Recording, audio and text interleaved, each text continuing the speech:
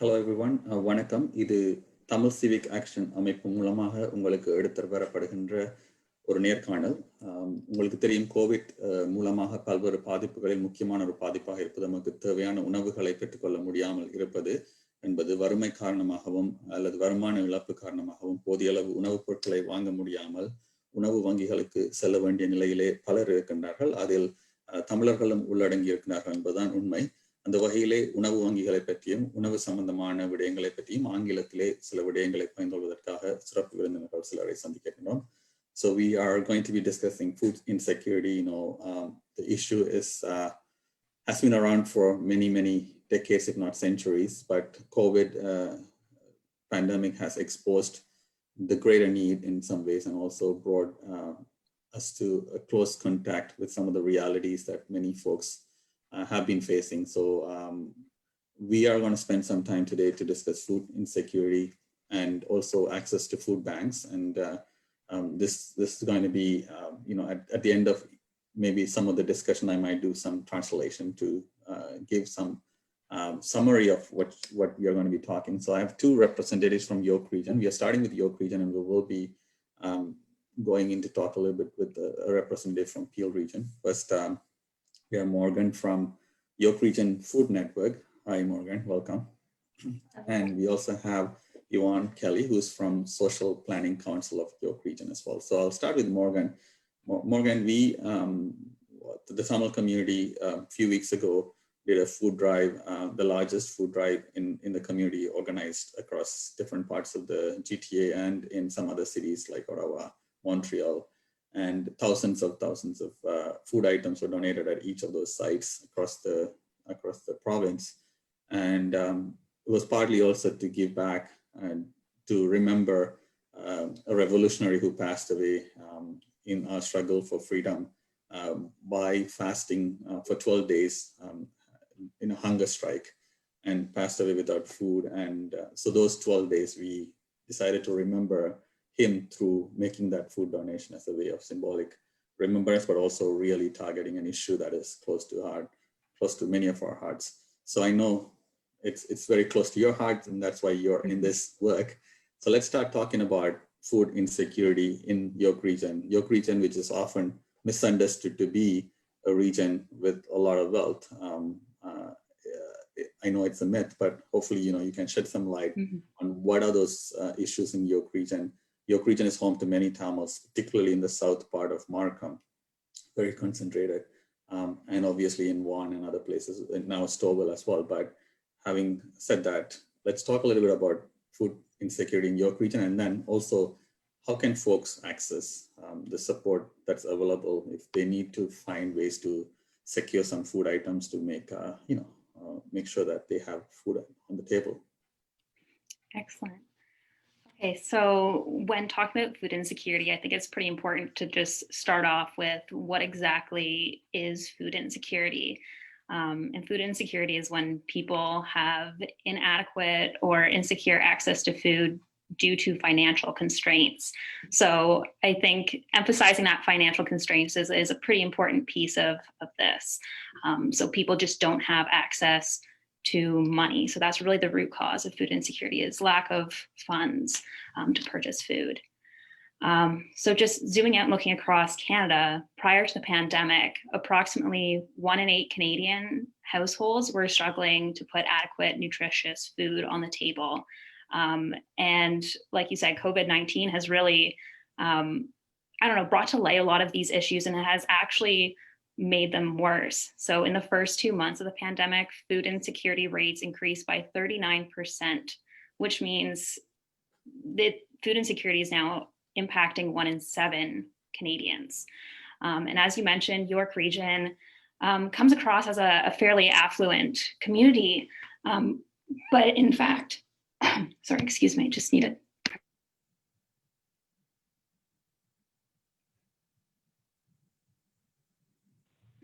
So sorry about that. So in fact, there's 25,000 households in York region prior to the pandemic that we know were facing food insecurity, and that is not a small number. But as we know with that stat about overall, in Canada, food insecurity being increased during COVID-19. We don't know exactly how that number has changed in York Region at that 25,000 households, but we do know that COVID-19 has triggered income shocks for people across the region. And those income shocks are leaving people in more financially precarious situations and at a high risk of becoming food insecure or more severely food insecure. So close to the beginning of the pandemic, we created this resource that sort of consolidated all of the emergency food programs. I'm actually just going to share my screen now so you can have a look at this resource. So we created this resource, you can see here, and it outlines all these emergency food programs that people can access throughout the region. So one of the major ones right now actually is the Food Bank of York Region. They are offering a home delivery service.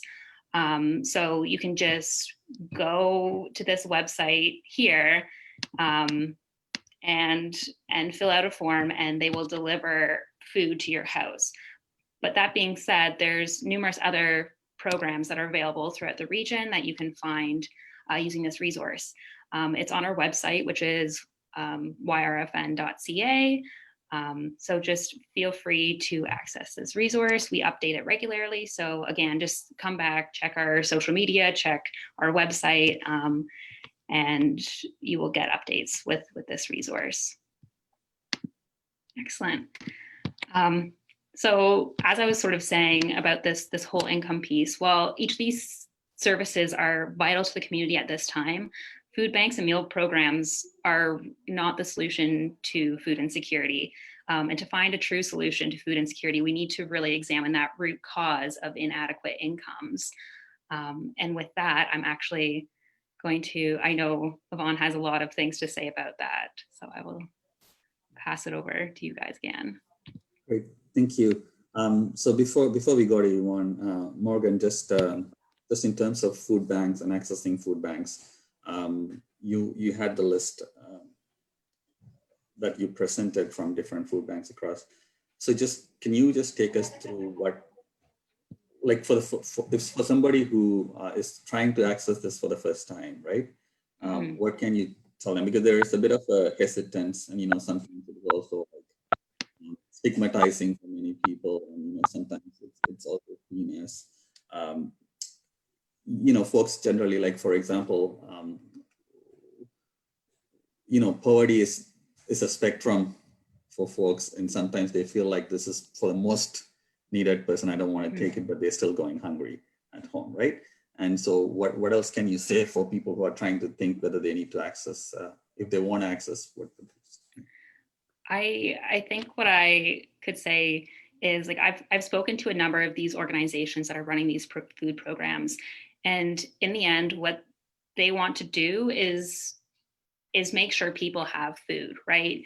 And there really shouldn't be that stigma around going to a food bank. It is not your fault that you are in this position of being food insecure. There's a number of systemic things at play that, again, Yvonne will talk about more. But there's no shame in going to a food bank and getting food if that is what you need. And again, a lot of places will welcome you with open arms and offer you as much as they possibly can.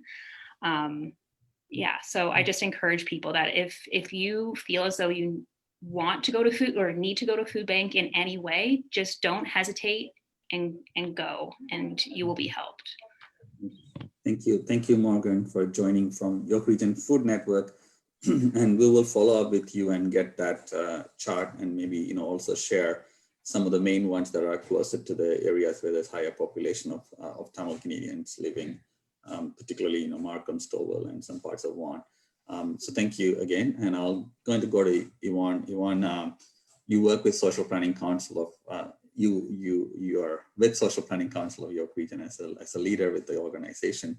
One of the things that's very difficult for many of us who do this type of work is that, just as Morgan mentioned, it is, food banks are important, but that's not the solution that needs to be considered. And what else, how else has COVID impacted communities that are actually contributing to food insecurity? And then also, what is the role of communities and elected officials and organizations together in addressing this issue? Thanks, Nathan, and thanks for having us both here today. Uh, it's a complex issue, and we'll try and do a little bit of digging into it in the next few minutes.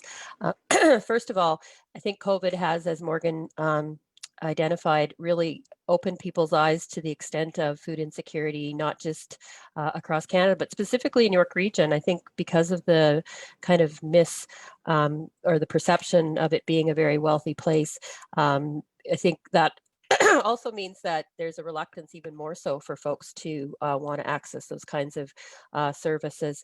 And so what we've seen with COVID, not just the fact that people are food insecure, but food insecure and unable perhaps to be able to get the food that they need. And one of the biggest groups that has come forward or has been identified has been seniors. If people can remember, were asked very early on during COVID to not leave their homes. And so if you couldn't leave your home, even if you did have a little bit of income and you could go to the grocery store and you couldn't get there. So as we did a lot of collaborative work in York Region with all of the food organizations, food banks, volunteer organizations that didn't even have a hand in food security before that, trying to support their clientele and their populations in the best way they could. And so again, income is the issue, but at the time that we were facing, getting food to people was important for those groups that needed to receive things at home. I still argue that there's a better way to serve people, even in a pandemic, when it comes to income, because for those that can go out and purchase their own food, it's a lot less onerous on the organizations that are trying to serve those populations. It allows for choice for those folks who are able to go out and purchase their own food, and the stigma's there regardless. So I think we want people to feel obviously like this isn't their fault. And we know that right now, I think there's even less of a stigma because everyone's giving everybody the benefit of the doubt with COVID. But the stigma is societal and it's real, and we have to do everything we can to fight that, because the fact that people are food insecure now has more to do with the absolute increase in all other costs related to housing, transportation, and income's not increasing with the rate of inflation. Probably the cost of things has increased 4 times, whereas people's rates of their wages and the increases in wages has just not kept up in anywhere close to what would allow people to not be food insecure and income insecure. So as Morgan said, we all talk about this as a food and income security issue.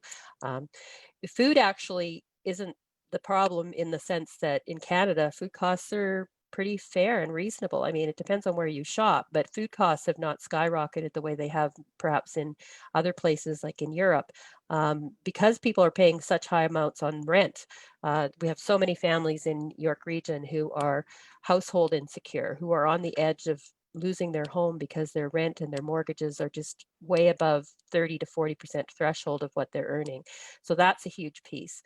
And the other thing that I will bring in is the United Way and McMaster University did 2 reports. And the first one was probably about 5 or 6 years ago, called the PEPSO report. So it's on precarious employment, which is employment that is short-term, sometimes seasonal, but throughout all, it's low paid, not necessarily undervalued, but undervalued in the sense that the pay is low. It's a lot of part-time work, which can be scheduled differently from week to week. And so York Region, in the Greater Toronto area where the study was conducted, the southern part of the region, so Vaughan, Richmond Hill, Markham, had higher rates and a faster increasing rate of precarious employment compared to other types of employment than anywhere else in the GTA, which means right there, a lot of people are put at risk of not being able to have the income they need, the reliability of knowing what they can be able to afford. Securing housing is a real struggle for folks in York Region. We have the lowest vacancy rate in the GTA. So those things all contribute to, at the end of the day, people not having enough for food.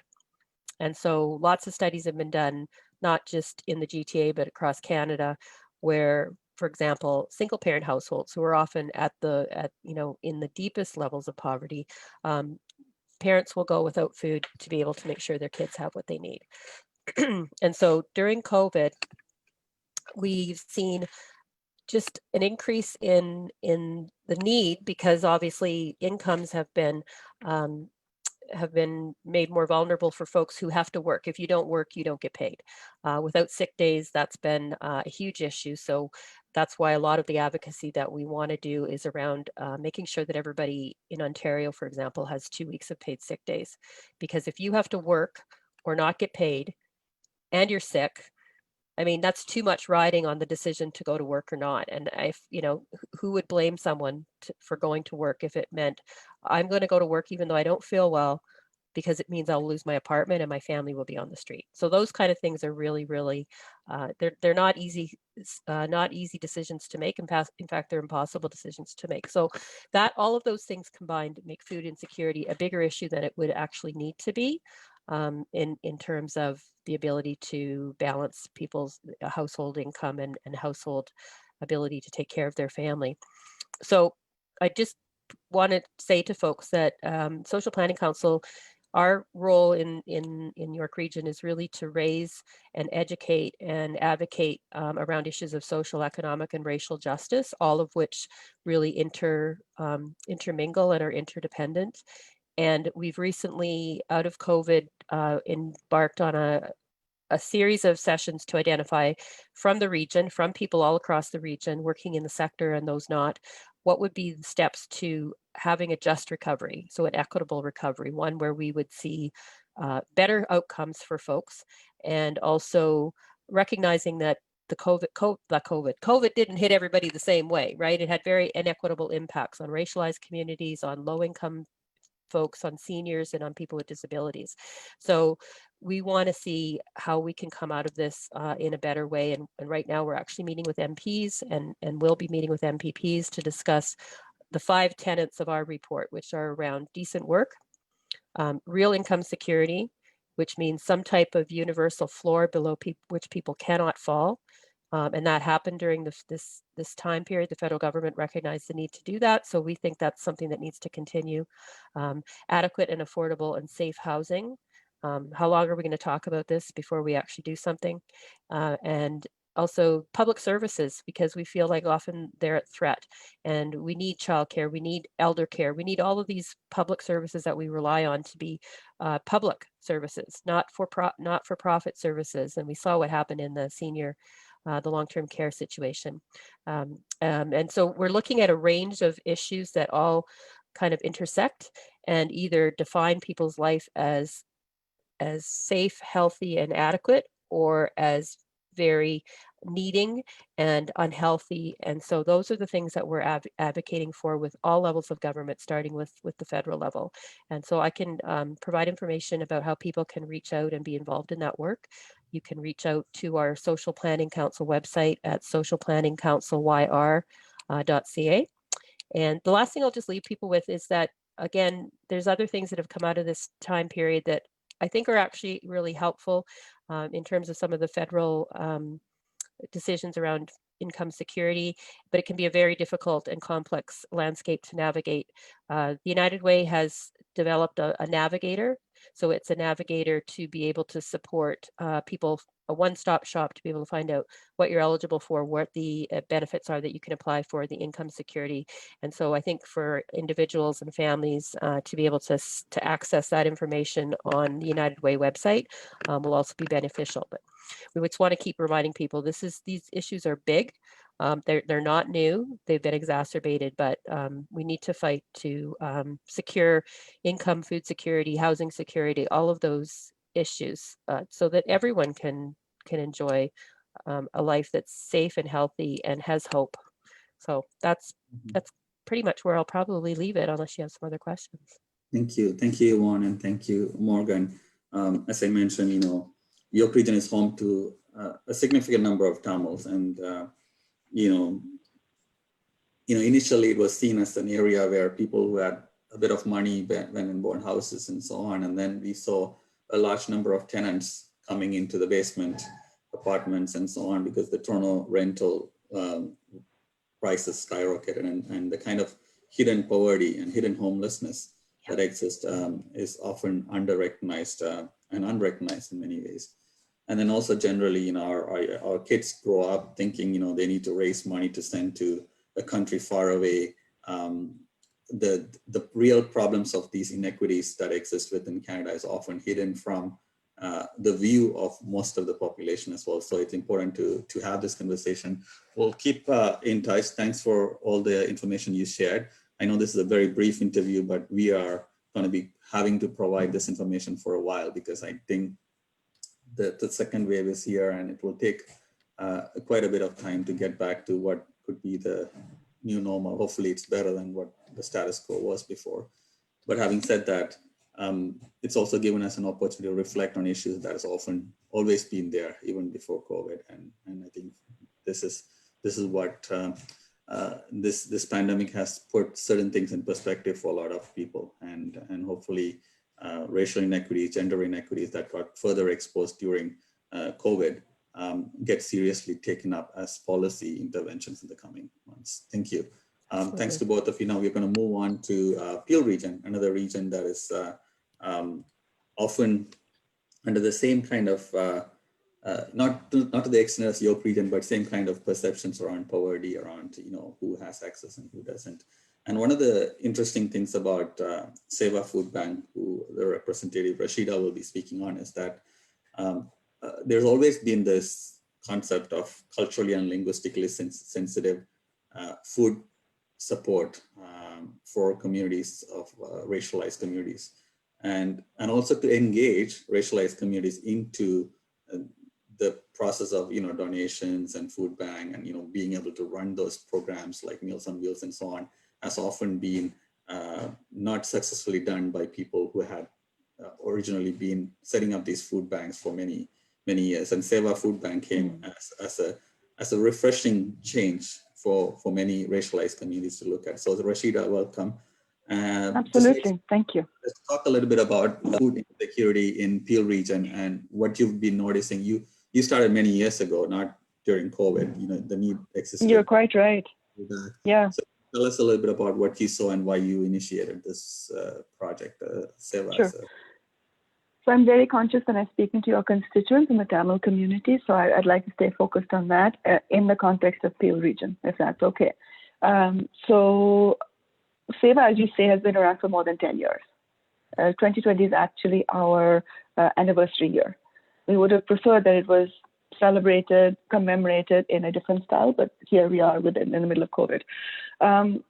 So the previous folks had very ably sort of spoken to food insecurity as a whole, so I won't belabor the point, but with your permission, I would like to share some slides which give a visual, and I can talk through them on what people like you and me, if we were in somebody else's shoes, walk into the food bank and what they experience. So it speaks their voice. And then we can sort of speak about some resources that are available and why are we here today talking about food insecurity?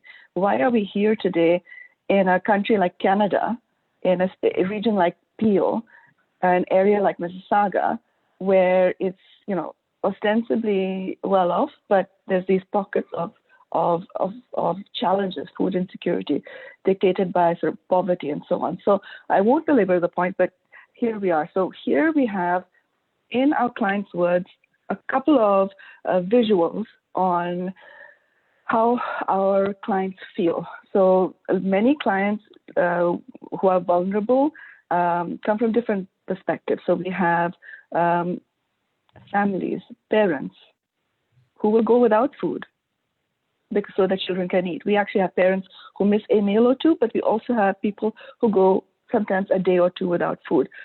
Unacceptable.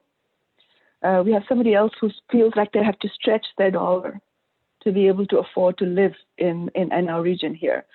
We have single moms, we have single parents who have to provide for their children on a very slim income.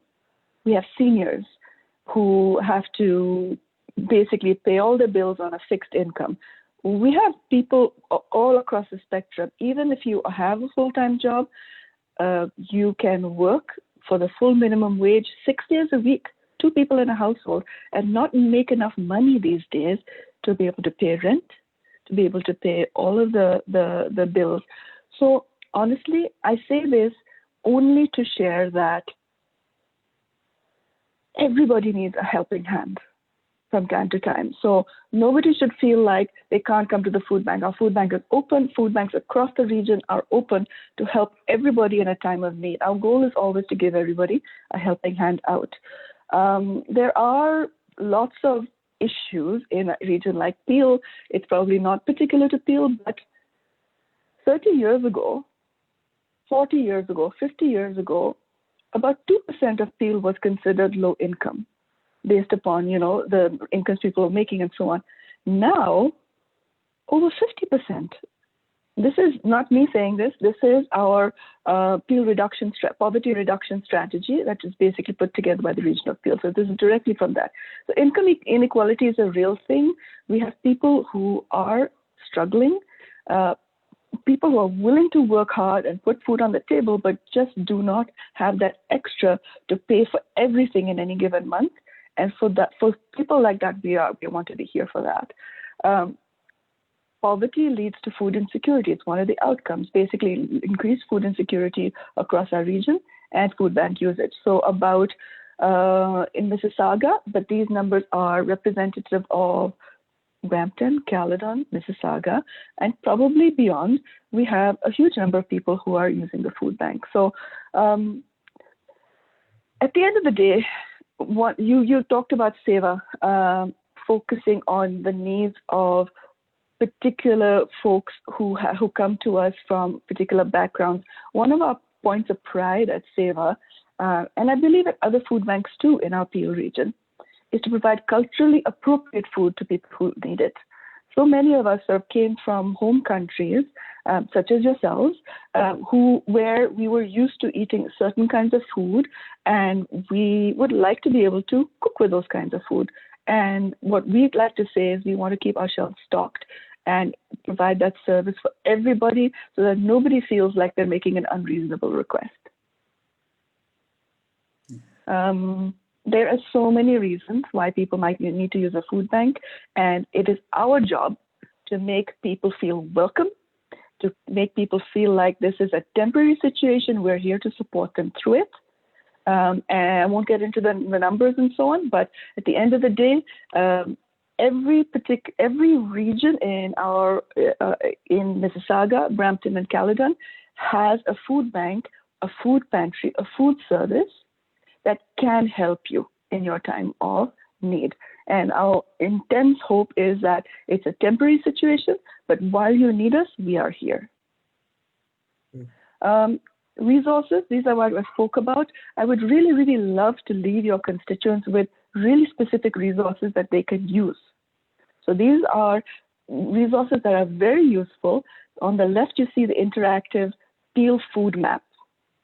If you can select for different food programs, you can find food banks, you can find services that provide a food delivery for people who are homebound or vulnerable and feel uncomfortable going out. You can find food programs where people can go to. And on the right, you have food-related services within Ontario 211. These are active links, but what we can do is I can show you what the particular websites look like and how easy they are to use.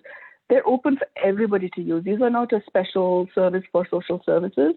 Anybody can go to 211 Ontario, search under food, and find food-related programs that speak to them. So this is about what makes sense for specific people. So you can definitely go and find these through Ontario 211. The other resource is the Peel food map. And this is a different way of searching, but we can sort of search for all of these programs. We can go and unselect, just to make it easier. You can see how if you unselect a couple of these, then it just basically comes down to the areas where you might be Mississauga, you might be in Brampton, you might be in Caledon, and it sort of showcases Caledon Meals on Wheels. And in Mississauga, we have This Is Us, Saidham, and then Seva Food Bank. So all of these areas all of these organizations are there to help people who are experiencing the effects of food insecurity. And again, my intense wish is that it is always temporary. But at the end of the day, we are here to help when people need it. I'm going to stop my share now because I just wanted to make sure that you had the resources that were needed at this time. Mm-hmm. Thank you very much, Rashida. The community engaged in a food drive a couple of weeks ago, and Seva was one of the locations that food items were being dropped off. We had a remembrance of a revolutionary leader from our home country being memorialized by food donation, and I think, you know, as part of the work is both that exposing the need for support for others. You know, sometimes we assume that it's a wealthy country, there aren't people who need this support.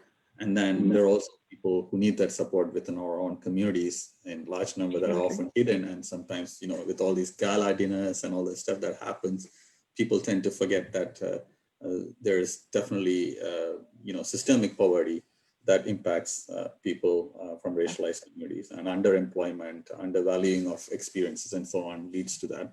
So thank you, Rashida, for all your work, and for Seva for collaborating. We'll definitely follow up with you to get all the maps and details that you shared, and we'll share it with the population of Tamils that we serve or we connect with.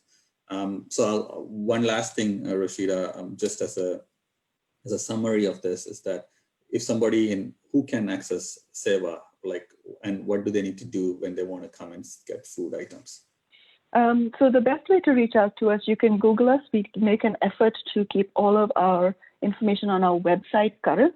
It's sevafoodbank.com, sevafoodbank.com. And on there is our phone number. It's 905-361-7382. And extension 1 gets you to our Wolfdale location, which is just south of Square One. So if you live around that area, you feel free to call and inquire, and you will get help. The second location is in Malton, north of our Pearson Airport. So if you live around that area in Mississauga, feel free to call extension 2, 905-361-7382, extension 2, and we can help you find your neighborhood food bank. So either it'll be us or it'll be a food bank around us. So we'll help guide you to the right place. Awesome. Thank you very much. Thanks for taking the time and joining us. And we'll definitely be in touch a few weeks down the road to get more updates from you. Thank you. Thanks. Of course, anytime. Thank you. நேயர்களே, இதுவரை நாங்கள் food bank சம்பந்தமான விடயங்களை பகிர்ந்து கொண்டிருந்தோம். முக்கியமாக இந்த காலப்பகுதியிலே பல தமிழர்களுக்கு இவ்வாறான உணவு தேவையான நிலையில் இருக்கிறார்கள் என்பதை நாங்கள் சில வழிகளிலே உணர்ந்து கொள்வதில்லை. என்று சொன்னால் பொதுவாகவே ஒரு பரவலாக ஒரு பொருளாதார வளர்ச்சி அடைந்து கொண்டிருக்கின்றோம் என்ற எண்ணத்திலே இருக்கின்றோம். ஆனால் பலருக்கு தொடர்ச்சியான தேவைகள் இருக்கின்றன. சிலருக்கு இந்த COVID-19 மூலமான தேவைகளாக இந்த உணவு பொருட்களை பெற்றுக்கொள்ள வேண்டிய தேவை இருக்கின்றது. ஆகவே உங்களுக்கு தெரிந்தவர்களுக்கு இவ்வாறான தேவை இருக்கும் என்று சொன்னால் அவர்களை தயங்காமல் இந்த ஃபுட் பேங்க்ஸுக்கு சென்று, உணவு வங்கிகளுக்கு சென்று இந்த உதவிகளை பெற்றுக்கொள்ளலாம். இது பற்றிய தகவல்களை தமிழிலும் வரும் நாட்களில் தர இருக்கின்றோம். சில விடயங்களை தமிழ் மொழிபெயர்த்து இங்கு பதிவு செய்யவும் இருக்கின்றோம். ஆகவே இவ்வாறான விடயத்தில் முக்கியமாக உங்களுக்கு தெரிந்தவர்களுக்கு இவ்வாறான உதவி தேவை என்று சொன்னால் அந்தந்த பகுதியில் இருக்கக்கூடிய ஃபுட் பேங்க்ஸுக்கு சென்று அந்த உதவியை பெற்றுக்கொள்ளுமாறு கேட்டுக்கொண்டு விடைபெறுகிறேன். நன்றி, வணக்கம்.